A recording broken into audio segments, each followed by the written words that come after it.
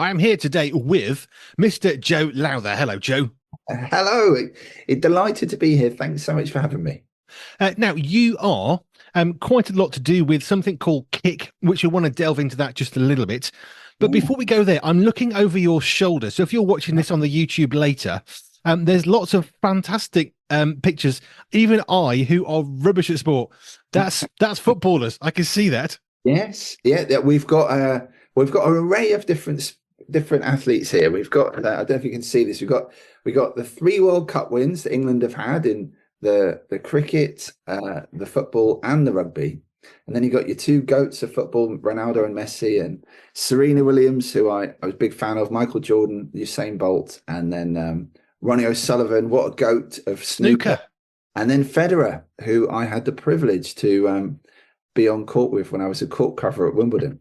And Wow. I watched all five of his back-to-back Wimbledon victories in person, which was just amazing when I was working at the tournament. And yeah, what a graceful tennis player he was. So yeah, big fan of sport and absolutely love it. And yeah, I just thought it was fun to have some of the greats up there.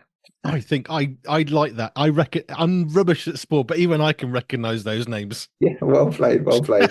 We got them, we got them. Usain Bolt isn't a footballer, although he'd like to be. But yeah, the sprinting was. I mean, what an amazing character to win the 100 meters with a world record time. I think that is the pinnacle of all sport. Is the who's the quickest over 100 meters. But yeah. Anyway, love it. Absolutely love sport. Randomly, I remember watching. It was I don't know how wide the football field is, but they had the fastest footballers doing the sprint. Was it maybe a 60-meter one? Yeah. Gareth Bale apparently is arguably the fastest over 60 meters football's ever seen.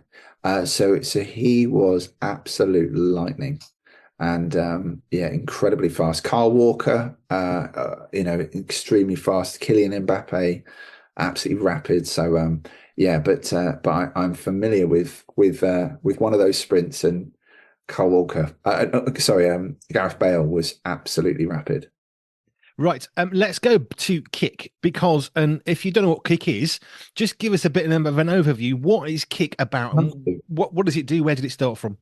Well, look, our mission at Kick is to transform young people's lives with God's love through sport and support. And so, what that means is that we go into schools and we do physical education in schools. So, when we deliver that through 25 different sports. Then the second thing we do in schools is street dance, and we actually deliver 15 different dance disciplines. The second aspect we do in schools is mentoring. We use the solutions focused approach developed by Mark Beerbacht, which works with some of the more challenging pupils in the school around finding the solutions to the problems they face. And then fourthly, we deliver schools-based chaplaincy that follows the 7 nationally recognised dimensions of schools-based chaplaincy to be pastoral, worshipful, spiritual, missional, servant-hearted, prophetic, and pedagogic. So those are the 4 things we do in schools. And then we also partner with local churches to upskill volunteers to run extended sport or dance coaching in the evenings or at the weekend called Kick Academies, where we upskill volunteers to do some coaching with an inspirational thought from the Bible and then an application of matches or dance routines, depending on what type of Kick Academy it is. In every town, village, or city, there is a church and there's often a school. And so there's an opportunity for Kick to be placed. And so our exciting new vision is to reach a generation of young people within a generation of time. And so essentially that's our mission to transform young people's lives. But our new vision is to go to the 15 regions of the UK across the next 15 years to make this transformational difference in the lives of children and young people. Wow, that's there's a lot in there. I'll unpack some out in a bit. Where does kicking you fit? How did that start? Yeah, Is my first question. well Kick was founded by a few inspirational people. I've got to say that, our first ever coach was fresh out of uni, a guy called Tom Rutter. and he just wanted to coach sport and make a difference for the kingdom of God.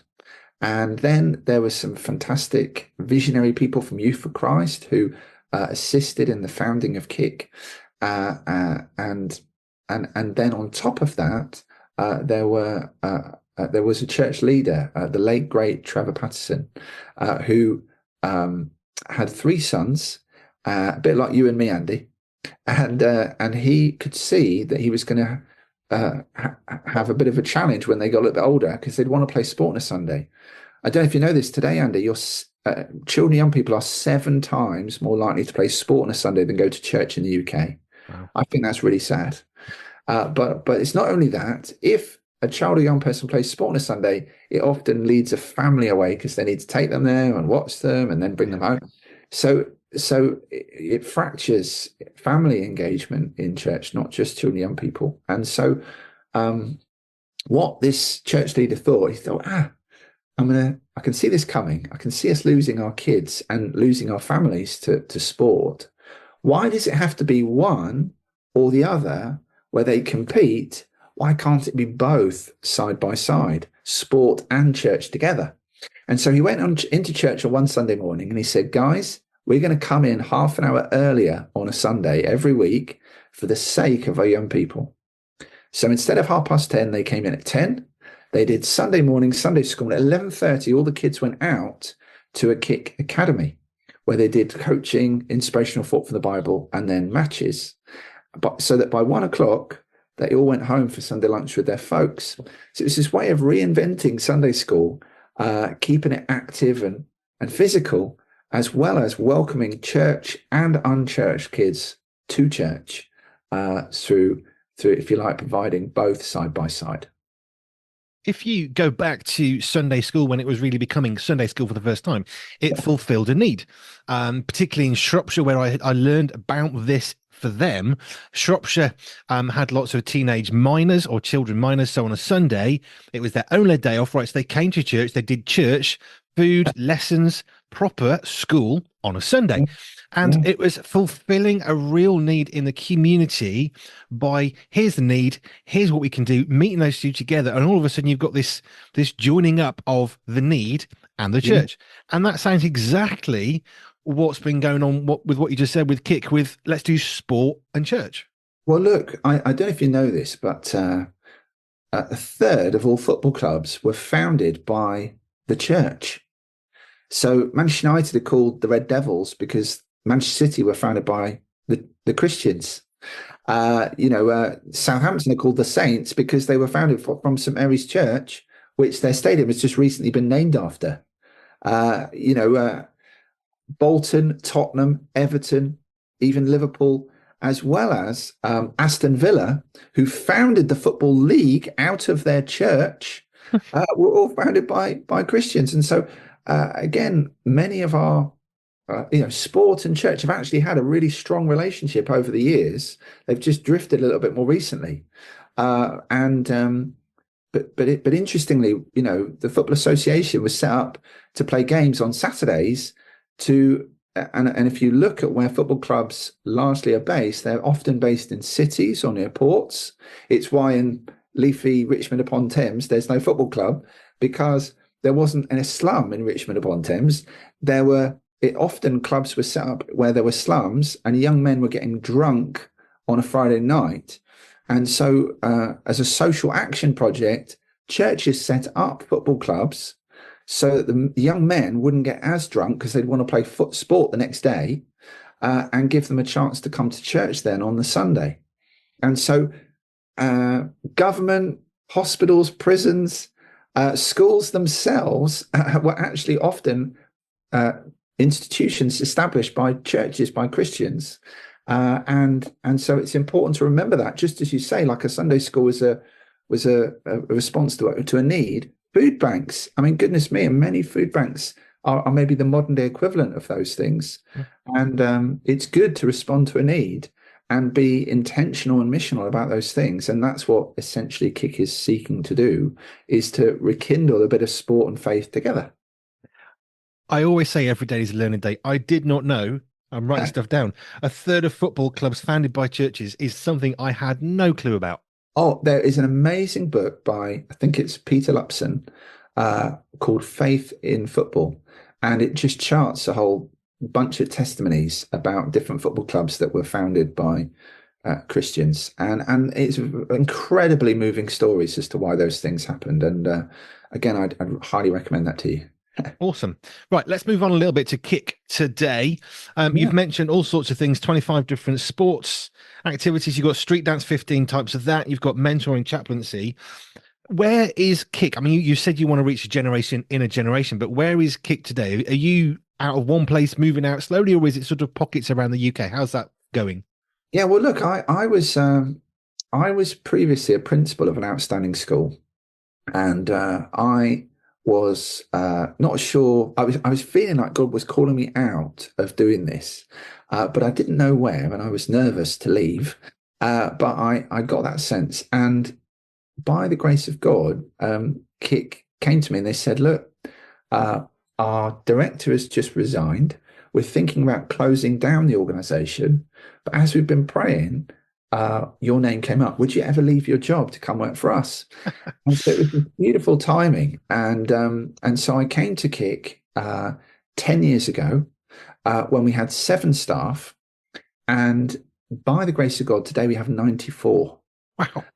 And so what's happened along that journey is in the first 5 years we went pan London, where we were initially in 6 boroughs. We grew to 28, and then lockdown hit, and Boris Johnson shuts down all the schools.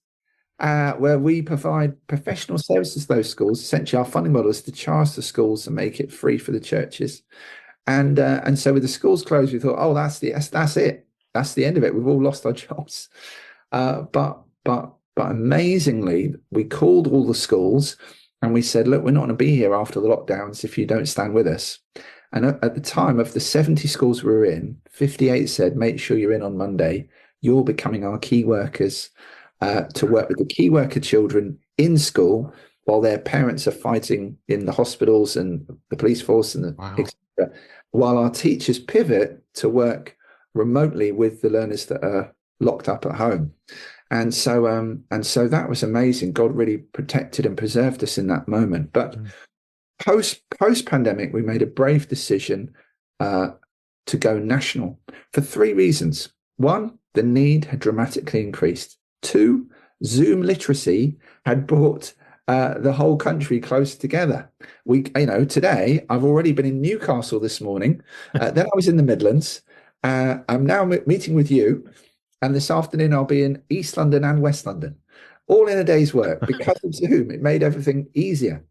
But then, thirdly, we just felt a sense that we'd been preserved for a purpose, and that it was right that we shared what we'd learned in other parts of the country. And so we grew out of London to the West Midlands, East Midlands, and the east of England. The following year to the northwest and northeast. And this year, for the first time, we are coming to the south and southeast to make, hopefully, a transformational difference in the lives of children and young people in those areas. And we do, as I mentioned earlier, have as part of our vision to go to all 15 regions of the UK across the next 15 years. So 4 years in, we're up to 8 regions, and we're very excited about that. It's a fabulous growth, and you can grow so far off your own merits. You can put money in, you can throw money and do all sorts of things, but there comes a point that I see when an organization grows, and it has to get to a point where it's only really going to grow because people are interested, because it's got value, because people have spoken highly of it. And it sounds like you've already gone way past that, because now you're just growing more and more exponentially. It's been a thriller, and as I say, at each moment, there's when I first joined the organization, it was on its knees to kind of galvanize and get through that first year was a big moment. I spent the first month talking to every member of staff, trustees, some former staff and former trustees, some volunteers and schools. I met every single school we worked in and all the Kick Academy churches that we worked with. And I just sought to listen and learn and make note. And then I started writing the new strategy for the following 5 years. And we have some inspirational trustees at Kick, and our chair, a guy called Matt King, he just really backed me and encouraged me to go for it. And in creating that first strategy that we could all get behind and get through that first year, that was an important change point. Then, as we started to grow and really spread quickly across London, bringing people on and employing new people, we could only do that because we'd agreed what our 5 values were at Kick, so the DNA of who our coaches were. And so what we did was I just asked our staff, I said, what makes Kick unique? Who are we? If Kick was a person, what would be their characteristics? And we landed at 5 values, to be aspirational on behalf of the young people, even when they don't believe in themselves, we believe in them. Secondly, to be compassionate in our service delivery, the way that we seek to love and respect the children and young people is important to us, and show compassion when they're going through difficult times. The E of ACE2 is that we wanted to be excellent in our service delivery. And then the 2 I's at the end were to be intentional in our relationships and also integral in our decision making.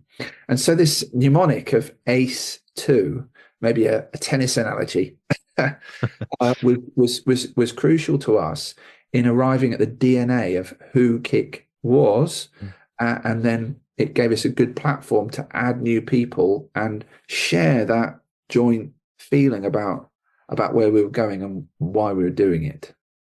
Fab. Let's go back a bit further in time. You've mentioned God, you've mentioned faith, you've mentioned being called out of a job, but what's your story of faith? How did that, are you a childhood church-going Christian? Is there more of a dramatic experience? What's your faith story? Yeah, well, great question. I haven't been asked this in a long time. I mean, look, I grew up in a home with 2 Christian parents, but interestingly, neither of them grew up in Christian homes. So my father became a Christian when he was 16 via a chaplain at his school in Herefordshire, and my mother became a Christian at university, and I think she met my dad at the Christian Union. And so they came from very different backgrounds, one in the city, the other one in the country, equally, one from maybe a middle-class family, one from working-class family. But what was special was that they didn't impose their faith upon me. They were very clear it was my choice and my choice alone. So I had that real freedom, really, to choose to follow it or not. And it didn't ever feel imposed upon me, which I'm very grateful for. And so I was able to really make up my own mind, and grew up going to church. And then I chose to get baptized when I was 15, and stuck with it, really. I went on to, I guess when you leave home, that's a great moment to stick or twist. And some of my best friends that had grown up in Christian homes decided to stop following God. But I hung in there thanks to some great role models around me at the time at university, and ended up being a part of the leadership of the Christian Union, and really growing in my walk with God. I started to read the Bible all the way through, and spoke in tongues for the first time, which was a really special moment for me, and saw people become Christians and saw God do healings and just things that I'd not seen before. And so those were great moments for me to found my faith for myself.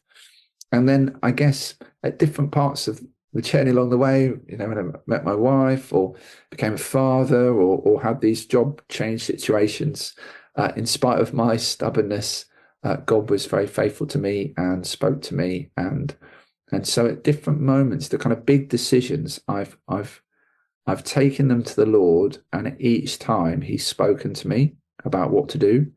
And Kick was no different from that, to come here. And nor was it different when I, previous working in a school. So again, I've just known God's presence in my life along that way, and and so I guess it's more of an evolution than a revolution in my life. But I'm halfway. I'm at half time in my life. I've just recently turned 40, and I had a big load of celebrations to celebrate that last year, and really thank people for their contribution to my life so far. I mean, that's that famous African proverb. I think about it takes a village to raise a child, and I would definitely say that it takes a church to raise a whole church to raise a Christian. And again, I've been very grateful for other good examples along the way of faith. And so I guess at Kick, we're seeking to provide strong role models to children, young people in schools, and also empower church volunteers to be those role models in church. And I think that's very important for the sake of the children, young people we work with. I love some of the story of your life and how I can see God preparing you for what you're doing, even though perhaps when you were in a school running an organization that is responsible for working in schools with chaplaincy probably was not at the forefront of your mind. How was teaching for you? Was there a specialty for you? Oh, well, I mean, I have a very funny education journey, really. I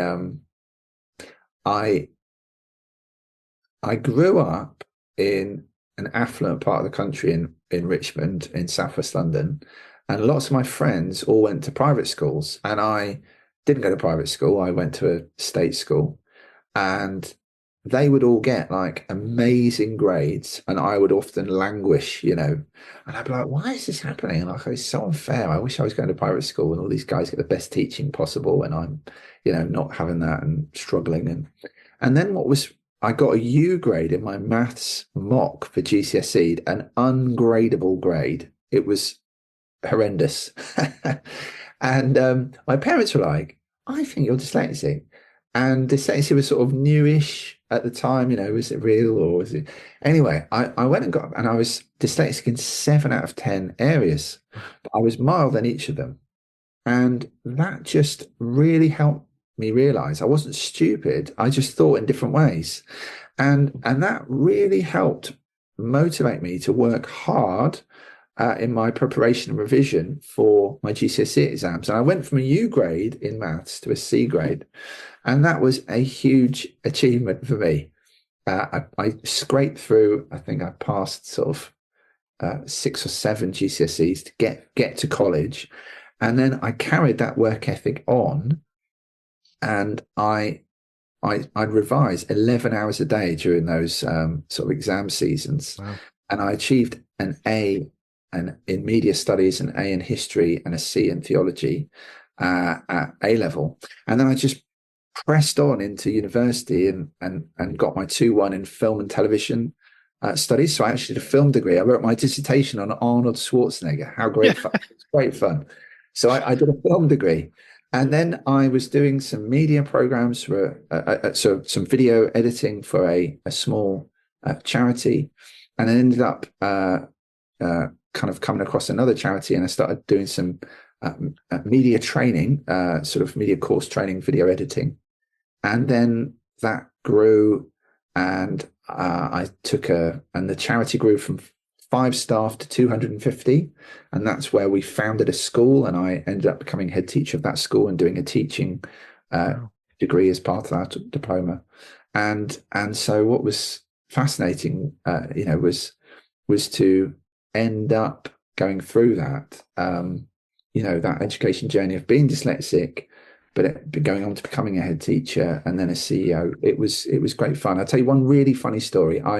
At Kick, when I joined, ahead of going national, I thought I've got to get some leadership and management training under my belt. So I did a master's in change management for charities.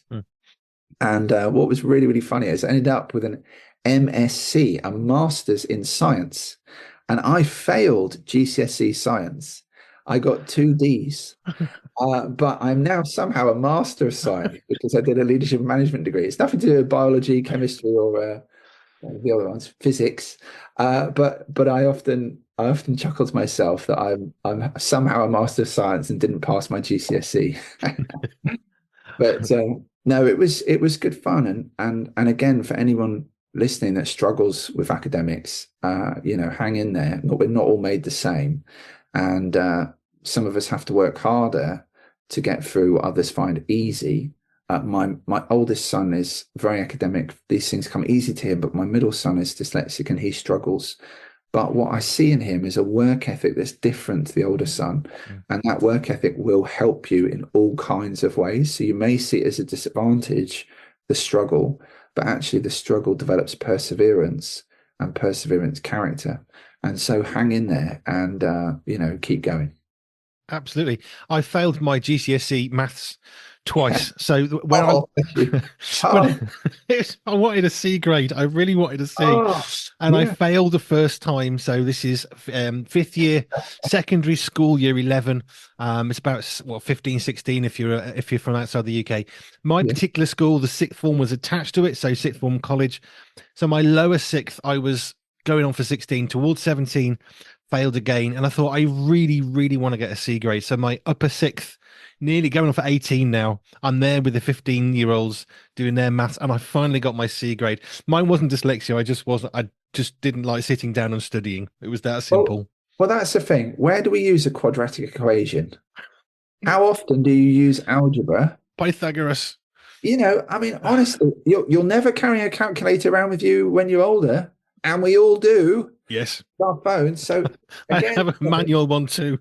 exactly. I mean, honestly, it's just look, these things they can define your identity. I felt I was stupid, and I wasn't stupid. I just maybe, my friends were all getting these 6A stars and 4As in their private schools, and I was, really struggling to hit that C grade.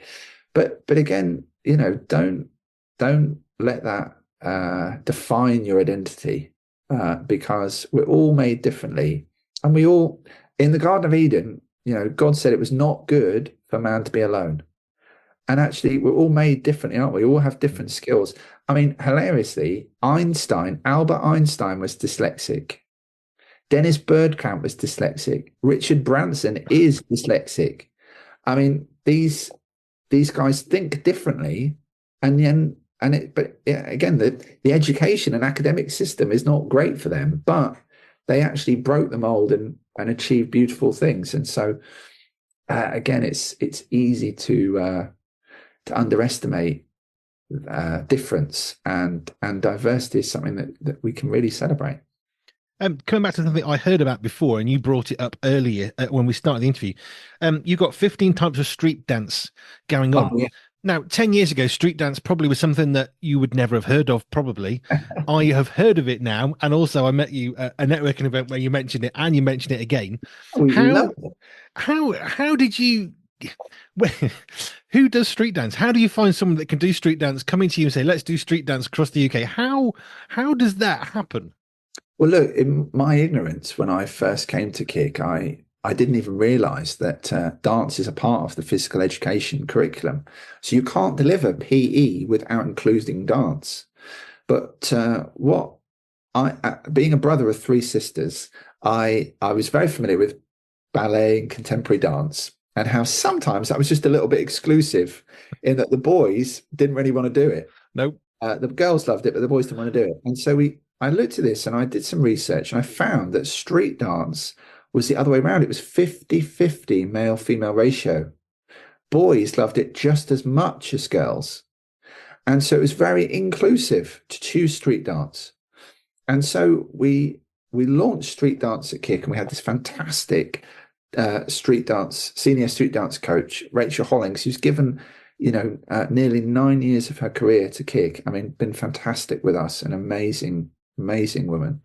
And what we've done is we've built and added different dance disciplines onto that over time. So we have street dance, break dance, locking, hopping, stepping, house, otherwise known as hip hop, musical theatre, cheerleading, creative improvisation, and then new for this year, Brazilian carnival, Bollywood dance, Pilates, Afro beats, and Zumba, as we've extended the cultural diversity of our different dance disciplines. So there is a wide range of different dance disciplines engage not just one demographic, but a number.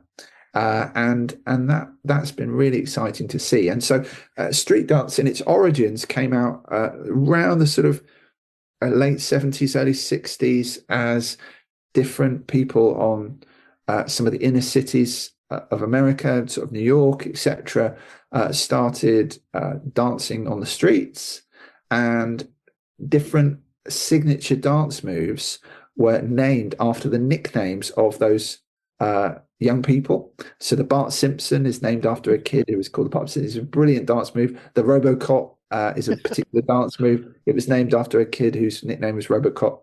And so again, if you think of, I don't know, if you think of Peter Crouch, and his robotic dance moves, he is just locking his joints when he's doing a goal celebration, or did do a goal celebration. That's locking. Popping is where you're popping out your joints. And so again, actually, these things are not very new. They're things that we've seen it feed into culture through Run DMC and things like that in the sort of 80s, 90s, and are now really a key part of their own cultural phenomena across the world. But as I say, there's a lot of um, interesting history and stories that are communicated through these different arts disciplines. And one of my favorite ones is contemporary improvisation, because it can take some moves from ballet and contemporary and embed them in a street dance context.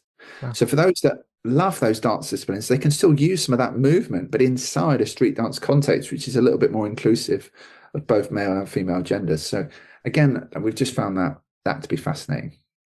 Let's come back to where you're helping and working with churches. So if somebody's listening to this thinking, great, you're in schools, that's very good, brilliant, thumbs up. But you also mentioned you're working with churches. How does that function from the perspective of a church? You think, well, what can they do to help us?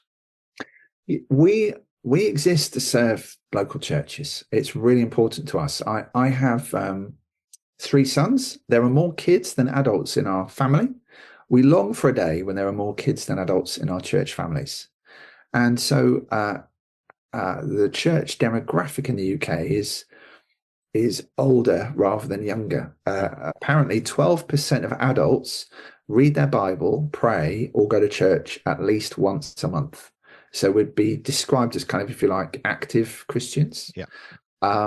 But only 4.5% of kids go to church. And so that is, three times less likely.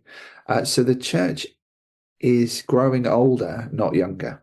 And we need to look at ways that we can be welcoming for children, young people on a Sunday. It's if you went to a kid and said you can go and play sport on a Sunday or go to church, they might pick sport every single time.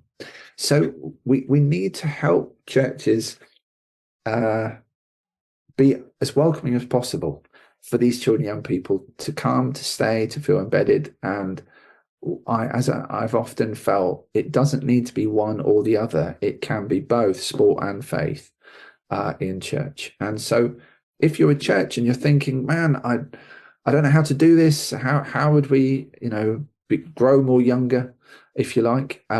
We would love to speak to you and look at any which way we could be helpful. We have we could place missional coaches into your schools without it costing you a penny. We could train and upskill your volunteers to run kick academies with coaching, coaching, inspirational thought and matches or dance routines. And it won't cost you, there won't be any ongoing costs to that. We'll give that away to you.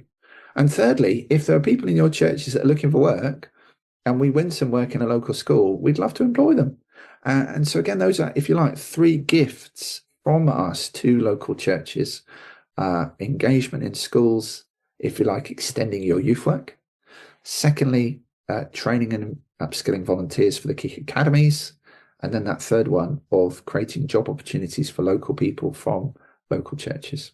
And so again, we just want to be a blessing to churches. And if we can be helpful, we'd love to do that. Thank you, Joe. I love anybody who wants to serve the community or the church. kind of, we call it kingdom orientated. It's just a fancy way of saying they want to work with other Christians. It's not about them. It's about the overall trying to serve God. That always gets me very excited. And I love how you want to help churches. I've worked in full-time church ministry, and it's quite a hard place. It's quite a lonely place most of the time. And you get lots of resources thrown towards churches. You've got to use us. But actually, I hear something like yours and think, yeah, but this actually is something we could do, because actually there's support that's ongoing, rather than pay us £1 million and you can have a week's worth of something. Well, we need more than that, and that's what you're providing. Yeah, that is the, we want to be lasting, and again, we may reach to a point where there's no more opportunity to go into schools and do sport, dance, mentoring, and chaplaincy. So that there may be a time, a window of opportunity for this. But while that window exists, let's get on it and make a difference. And where we can enable churches to do this, let's get on it and make a difference. And there's a church in Hounslow that we set up to run a Kick Academy 7 years ago. They now have 121 kids come a week. Wow. That hear the gospel every week, and a number of the families have started coming to church as a result. And so again, the time is now. The young people need us now, and we want to get in that and be helpful as soon as we can. Amen. If people want to find out more about Kick, have you got a website, a place they can come to find out more? Yes, www.kick.org.uk. That's www.kick.org.uk. Very simple. Please jump on the website, look at the career opportunities we have. Please email us if you are a teacher, a head teacher at school, or if you're a local church leader or youth worker or passionate parent. Please contact us. We would be delighted to upskill people to run Kick Academies. And so, please get in contact. We'd love to hear from you. Thank you, Joe. It's a pleasure and delight seeing you again. Learning more about Kick. It fascinates me, all the different plethora of sporting activities. It's not just football, or running. It's so much more than that. Definitely. And look, there are so many different ways to compete and use our bodies physically. But for us at Kick, we want to be holistic in that journey. The physical, mental, and spiritual development of a young person is very important to us. And so, however we can be helpful in that journey, we're all fearfully and wonderfully made. And we must remember children are made in the image of God, and therefore need to be treated with great care and respect. And so again, developing them physically, mentally, and spiritually is important to us. Amen. Thank you, Joe, from kick.org.uk.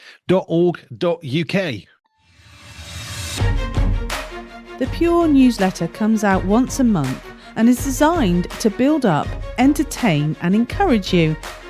Sign up for our newsletter at pure247radio.org.